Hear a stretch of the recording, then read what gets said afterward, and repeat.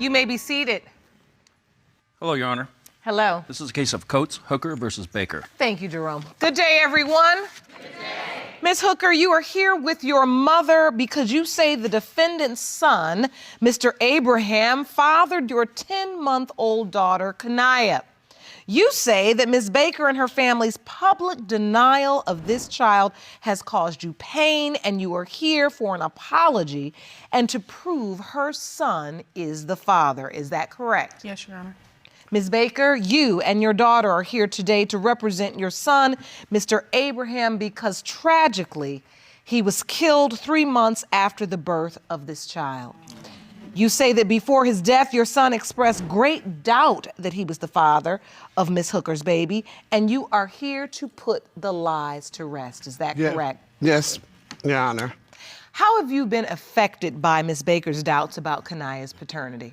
I'm just sad sometimes. I try to deal with it now. Like, I really don't care no more. Like, that's how I feel. I don't care anymore. I don't care who feel nothing about my baby. I don't care. It just seemed like everybody else looking upside my head like I'm an animal or something. Like, every time I'm sitting down doing something, they looking at me like I'm the outcast of the group. She looked like me, so why is a problem? That's why I just say I don't care about nothing. And none of that. I don't care. That's not the way so, that you go about doing Ms. Hooker, things. let me ask you, what was your relationship with Keyshawn? Were you boyfriend and girlfriend? First we was best friends.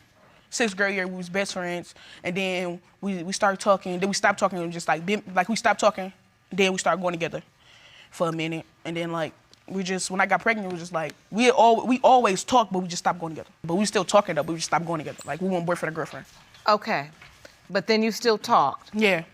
Were you in love, or was Yeah. this was your first love? Yeah. Okay, Can I jump in? please. It's not that she don't care. Her feelings been hurt, so she hold a guard up. It's not Miss Baker who denies Kanaya. It's her family who makes my daughter feel some type of way. It's not Miss Baker. She was too fat to be his baby. She fat like them, and it's just a whole bunch of stuff. Never from Miss Baker. It's always her family who always have something to say about my grandbaby. My daughter's feelings have been hurt. It's always talk about her like she this tramp, and I'm like, enough. So, Ms. Baker, explain to the court why there's doubt that Keyshawn is Kanaya's biological father.